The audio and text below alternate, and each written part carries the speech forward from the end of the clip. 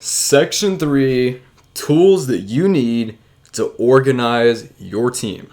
So generally, I'm not a huge fan of suggesting a million different pieces of software. And the reason I'm such a big fan of certain software is because it's the lowest hanging fruit, right? I'm a huge fan of doing as much as possible for free. And typically I find that most YouTube tools are pretty irrelevant and just useless because you can do almost everything that they do for free on your own or through other free software. But, as again, I'm not trying to suggest a million different pieces of software, but there's some that I could not imagine my YouTube empire functioning without, right? So here's a few of them. Trello.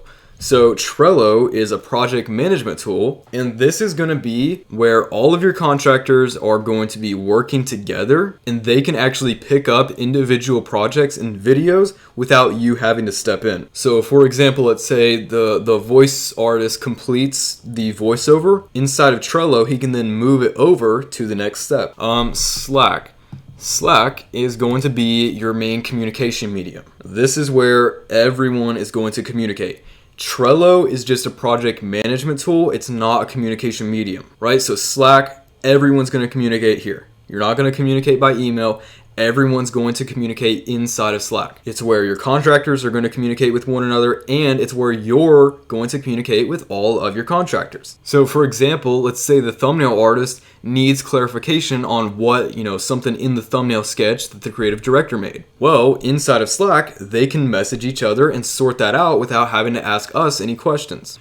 Next tool is Zapier. So Slack and Trello are huge parts of the system, no doubt. But Zapier is one of the tools that allows this whole thing to work without us having to step in, right? So what Zapier is going to do is it's going to automatically take action within the content production process when certain activities are triggered. So for example, when one of the writers completes and uploads a script, Zapier will collect that data and it's going to record it in a Google Sheet. And what that's going to do is, let's move on to the next one, Google Sheets. That's going to make it so that we know who did what and when it was submitted, right? And what that is going to do, when you can know exactly when something was completed, who submitted it, you can really identify bottlenecks. You can see who's slowing everything down. And it also acts as an auditing tool so that you don't miss deadlines, payments, or other files and stuff like that. Google Drive. This is where everything is going to be stored. This makes it incredibly easy for everyone on the team to access all of the files no matter where the video is in the stage of production, right? And it also directly integrates with Trello. Last one is U2Box, right? It's not YouTube Box, it's U2, right? TU, U2Box.io.